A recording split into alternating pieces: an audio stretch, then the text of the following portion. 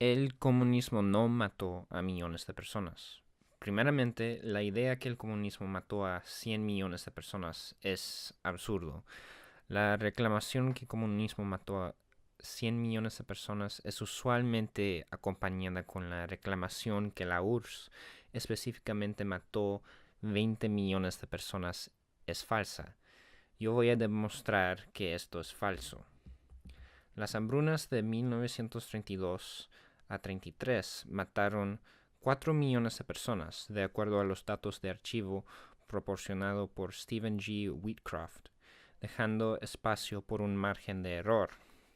Además, me gustaría introducir las investigaciones de Mark B. Tauger, profesor de Historia Agrícola y Historia Ruso y Soviética en la Universidad de West Virginia, quien señala que había significantes factores naturales que se llevó a la hambruna. La responsabilidad actual para la hambruna es todavía debatida por los historiadores como factores predominantemente naturales o la exacerbación de factores naturales por la política soviética. De cualquier manera, no puede ser considerada un acto intencional o un genocidio. En segundo lugar, los gulags. De acuerdo al trabajo de investigación emblemático Víctimas del Sistema Penal Soviético, publicado en 1933 por Getty, Rittersporn y Zemkov, había un total de 1.053 millones de muertes en el sistema penal de los soviets durante la era de Stalin, con aproximadamente la mitad de estas muertes ocurriendo durante la Segunda Guerra Mundial. Y también vale la pena anotar que la gran mayoría de los que estaban encarcelados eran prisioneros no políticos, y hasta los encarcelados en la categoría de ser prisioneros políticos era extremadamente amplia. Por ejemplo, vandalismo e incendio provocados podrían considerarse delitos políticos. La proporción más alta de encarcelados políticos era 33.9% en 1938, a la altura de la Gran Purga, y este número bajó rápidamente a medida que miles de personas acusadas falsamente fueron liberadas después de la Gran Purga. También vale la pena notar que los gulags fueron extremadamente corrientes para su tiempo, y a medida que las condiciones en la URSS mejoraron como resultado de la industrialización y desarrollo económico, social y cultural, el nivel de mortalidad cayó significativamente. De hecho, los gulags después de la guerra tenían un promedio de mortalidad de 0.725%, comparado con el nivel de 0.56% en prisiones de Rusia hoy en día. Ahora, no estoy negando los gulags o quiero minimizarlos, pero si usamos la misma lógica para hablar de prisiones en los Estados Unidos, diríamos que el gobierno de los Estados Unidos fue responsable por aproximadamente 100.000 muertes en el sistema penal en los últimos 25 años. Solo como una pequeña nota, hay más personas, tanto proporcional como en números absolutos, en el sistema penal de los Estados Unidos hoy día que había en el sistema penal soviético en su punto más alto.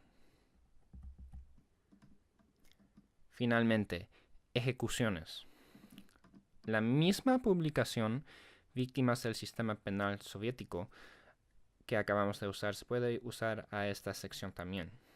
Como documenta el sistema judicial soviética en toda su totalidad. Getty registra un total de 799.455 condenados a ser ejecutados durante el periodo entero entre 1921 a 53, incluyendo ejecuciones de criminales. Ahora, la distinción entre los condenados a muerte y ejecuciones parece chiquito, pero es de suma importancia notar, especialmente considerando que el vasto número de personas fueron liberadas en amnistía después de la purga.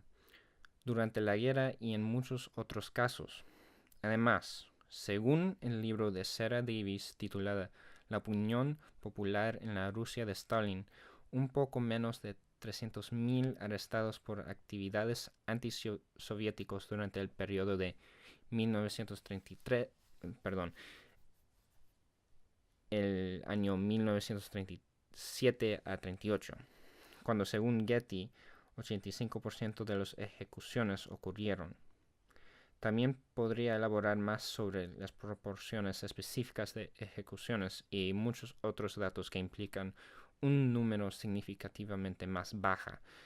Pero por el bien de la discusión, continuamos y asumimos que la figura de 800.000 está correcta.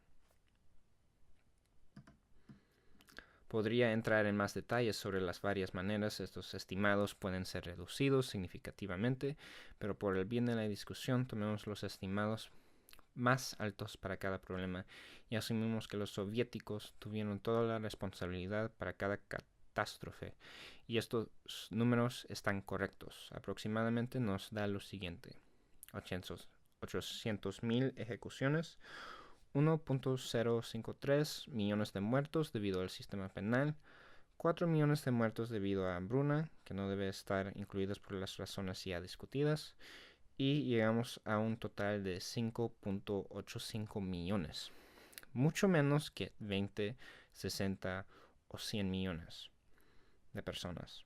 Usando otros estimados y asignando responsabilidad apropiada, podemos asumir aproximadamente 250.000 personas murieron debido a los soviéticos.